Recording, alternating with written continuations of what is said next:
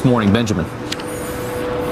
Yeah, Rob and Heather, good morning. A simply devastating fire here right in the very heart of London in Kensington, an area which will be known well to many people over in the US. It started in the very early hours of this morning in this apartment building which has 120 units and over 500 residents. Hundreds were known to have escaped, but it is still unknown how many were left trapped inside.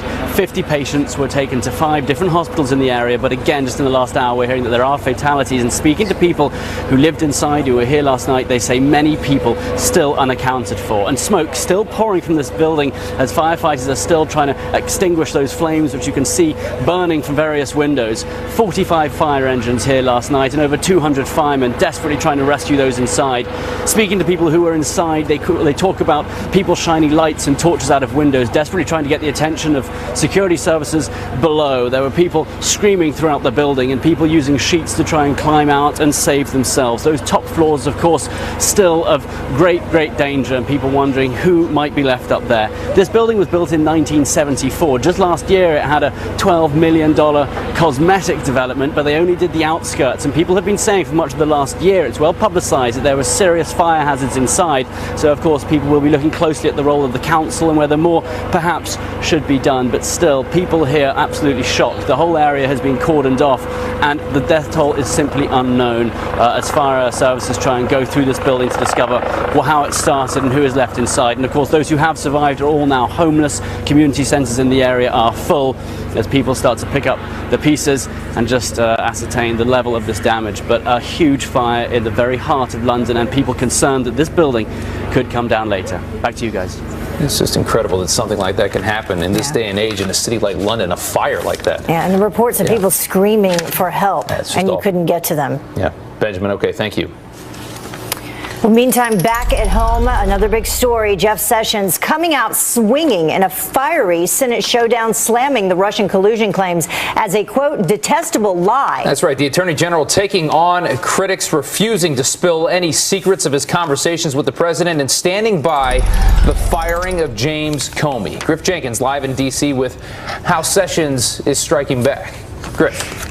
Good morning, Rob and Heather. If there was any questions of whether the Attorney General would wilt in the hot seat, we certainly found out. A fired-up Attorney General Jeff Sessions faced a barrage of questions for more than 2.5 hours over his contacts with Russian officials in front of that Senate Intelligence Committee, and he vehemently denied any suggestion of collusion in his opening statement, calling it a detestable lie. A suggestion that I participated in any collusion, that I was aware of any collusion with the Russian government to hurt this country, which I have served with honor for 35 years, or to undermine the integrity of our democratic process, is an appalling and detestable lie. Sessions sought to explain his decision to recuse himself from the Russia investigation, but refused at times to answer some questions, causing things to become quite fiery. Mr. Comey said that there were matters with respect to the recusal that were problematic and he couldn't talk about them. What are they? Why don't you tell me? They are none, Senator Wyden. There are none. I can tell you that for absolute certainty. You tell, this is a secret innuendo being leaked out there about me, and I don't appreciate it. And Sessions repeatedly refused to disclose his private conversations with the president, pushing back on charges that he was stonewalling. Senate Minority Leader Chuck Schumer blasted him in a statement after the hearing, calling it, quote, a repeated and troubling pattern from Trump administration officials who clam up and refuse to answer questions about the Russia investigation. But what did the White House think about it? Well, Press Secretary Sarah Huckabee Sanders said the president was able to watch it and thought he did a very good job. Guys? Well, you can certainly see why he wanted to have it in an open forum. Yeah, he asked to bring it out in the open. Yeah. All right, Griff, thanks so much. Thank you, Griff. Well, Ken Starr, the former special counsel whose Whitewater investigation led to the eventual impeachment of former President Bill Clinton, says Attorney General Jeff Sessions successfully cleared his own name during yesterday's testimony, unlike James Comey. I don't think a lot was revealed today, and I think we're much farther down the road, but I think that the American people saw that this Attorney General is just a great human being with an enormous amount of passion and determination to try his very best to do the right thing. I liked his sense of moral indignation. We've now seen a very honorable person defend himself, and I thought he acquitted himself beautifully. I thought he was very, very plausible. And I have stated previously that I have serious problems with the way Director Comey conducted himself. And those were really explored again today by virtue of the senators going through meticulously the Rosenstein memorandum, which enumerated the various areas in which the director really violated, perhaps, law, but he certainly violated policy time and time again. And Fox News senior political analyst Britt Hume says without a shred of evidence against the Trump administration, the investigation into collusion truly becomes a witch hunt. The people who are raising these accusations don't really think that anybody's committed treason. They're looking for ways to bring down Donald Trump and get at the people around him. That's what this is about, and it's what it's been about from the start.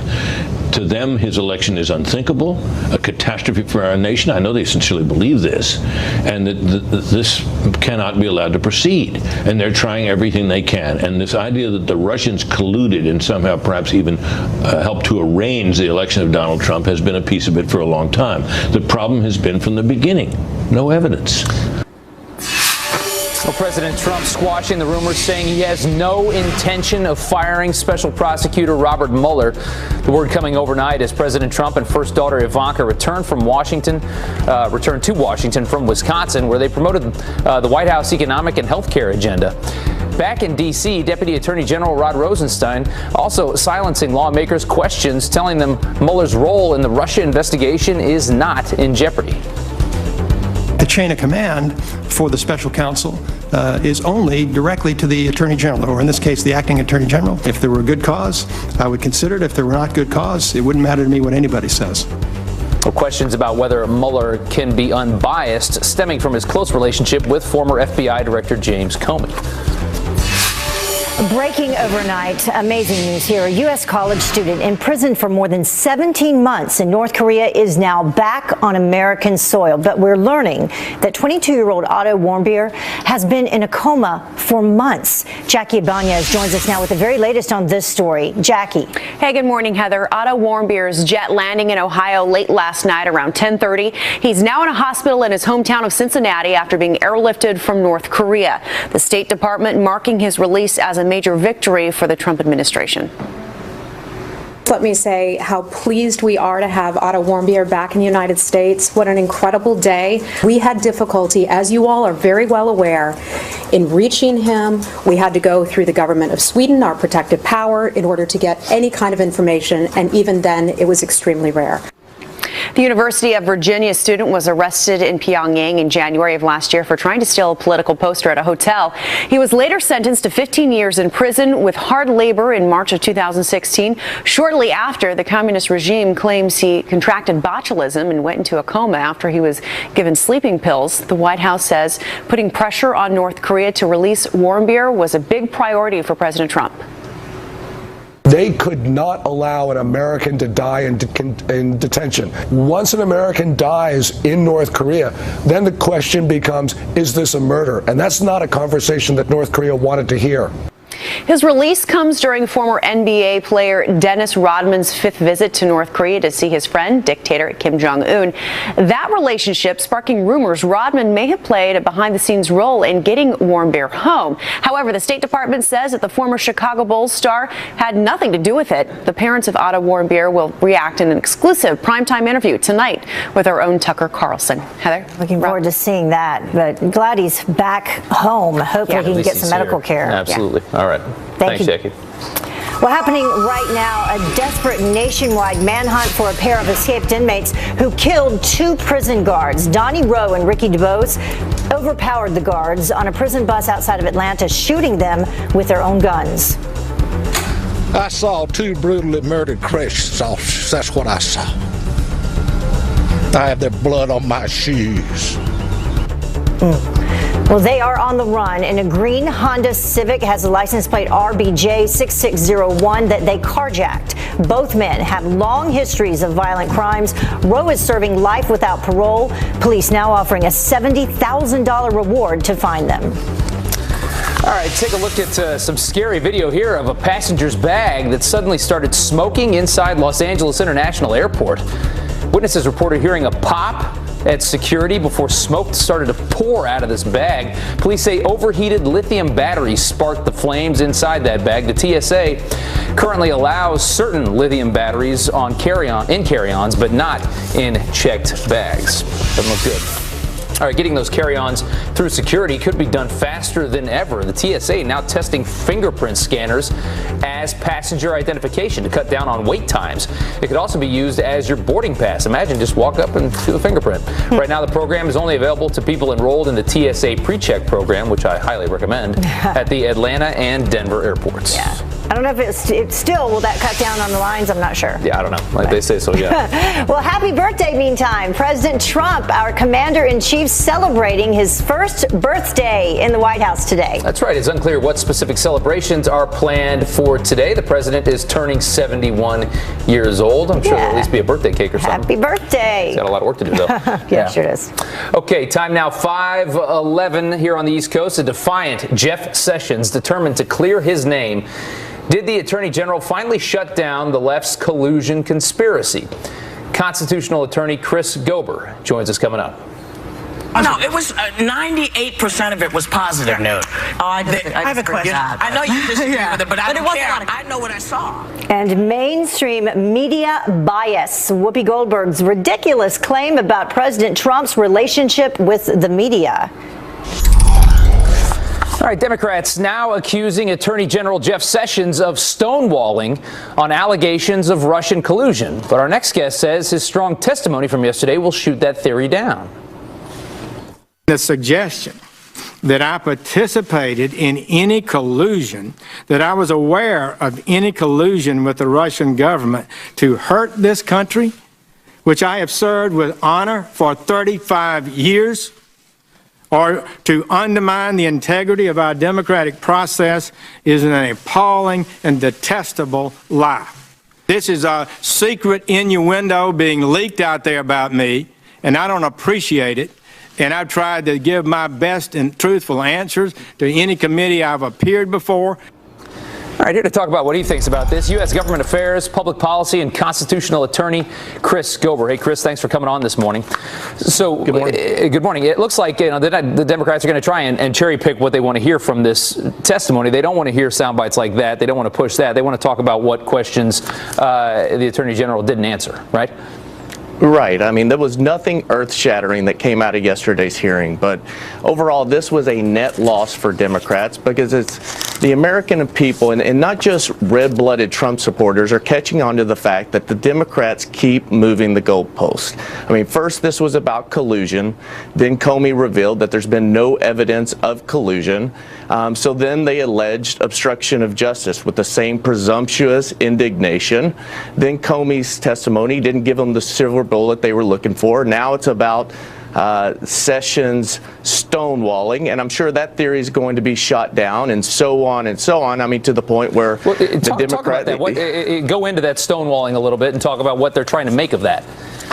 Right. So yesterday, Attorney General Sessions asserted the deliberative process privilege. This is not necessarily well known to the public out there. There's a number of privileges: attorney-client privilege, executive privilege, and this deliberative process privilege. This is not anything new. This was not something that the team concocted prior to these hearings. In fact, the Eric Holder and the Obama administration used the deliberative process privilege on many occasions. One was when President Obama appointed Richard Cordray as director of the Consumer Financial Protection Bureau in this questionable recess appointment. Yeah, let's not get into the weeds of all the stuff from the past, because we don't have a lot of time. But tell me about why would the Attorney General use that privilege if he didn't have anything to hide? Well, it's the president's and the administration's to assert. The bottom line is, you saw this this kind of back and forth about, well, has the president asserted it yet? Well, you should be able to speak. The bottom line is, it's not, if I'm an attorney right now and you ask me a question to reveal my attorney-client privilege or some kind of privilege, I have to give my client the opportunity to assert that privilege. And if they wanted Jeff Sessions to respond to everything right there on the spot, perhaps they should have given all the questions in advance. Yeah, I can certainly understand that. All right, let's talk about, let's assume for a second that there is no collusion, that Attorney General Sessions, who was very, very bold and very, very defiant in saying that this is just a detestable lie. If there is no collusion, and last night Brit Hume said that, the left doesn't even believe there is, that this is all just a play game to try and smear this administration, what does that do to the credibility of the Democrats? Well, they're starting to lose credibility more and more. It's becoming more important that apparent that this is all about obstruction and diversion in order to keep Donald Trump and the Republicans from pursuing their agenda. Mueller is obviously going to conduct their investigation on the side, and that needs to be carried out and done so to where the American people trust that it was done fully. But at the end of the day, what we're seeing is, is the American people are going to want Congress to stop focusing on these hearings and get back to the business that the American people elected Donald Trump and the Republicans to carry out, and that's repealing Obamacare, tax reform, etc. Get something going here and get some progress going. Chris, thanks so much for coming on this morning. We do appreciate it. All right, thanks for having me. Heather?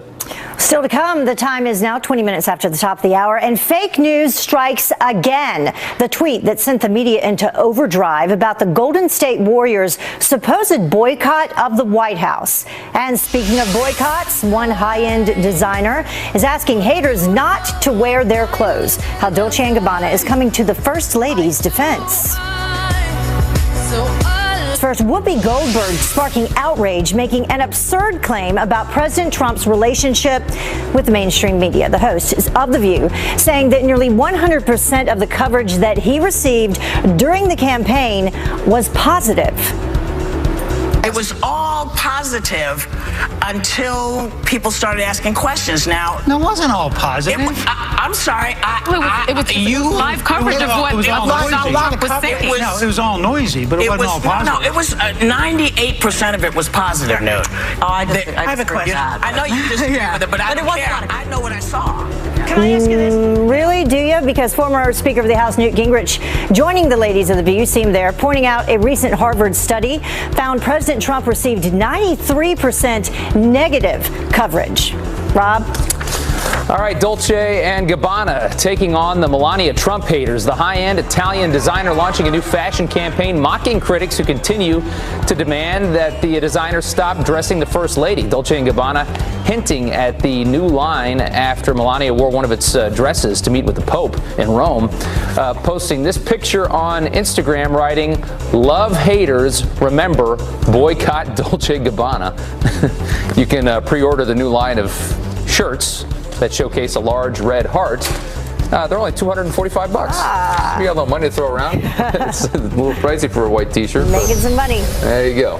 Well, New York State dealing another blow to Uber's business model. That's right. A judge ruling drivers should legally be considered employees, entitling them to benefits through the company. So will other states follow suit? That's the question. Tracy Carrasco from our sister network Fox Business here with what we need to know this morning. Hey, Tracy. Good morning. Good morning, guys. Now, it is a big win for Uber drivers. As you said, the state labor judge here in New York ruled that drivers should legally be considered employees of the company and entitled to all the benefits that come with that. This after 3 drivers sued Uber. The decision could mean that Uber would be on the hook for benefits like overtime and holiday pay, health care contributions, payroll taxes, and the state and federal government.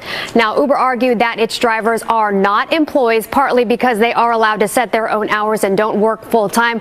Uber said it plans to repeal the ruling.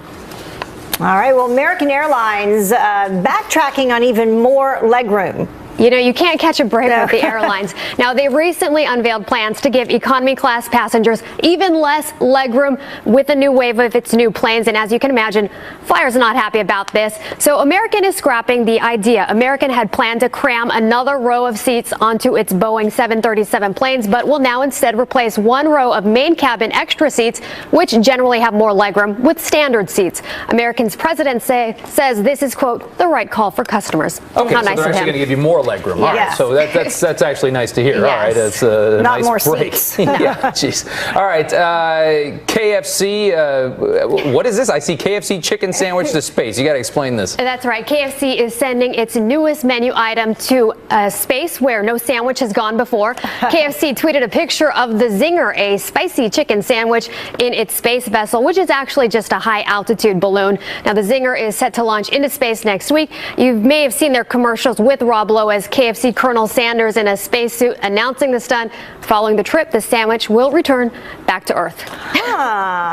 Hey, the aliens up there snagging. Yeah, I was going to say, how high will it go, and when it returns, will it be stale? Yeah. Probably. Probably not hot either. What the hell do these people eat? What is this thing? Chicken sandwich. All right, thanks so much, Tracy. Thanks, Tracy. We'll get to the bottom of it for you. Yeah. The time now is 27 minutes after the top of the hour, and Attorney General Jeff Sessions, defiant and determined to clear his name, calling his alleged collusion with Russia ridiculous. I think he helped himself a lot.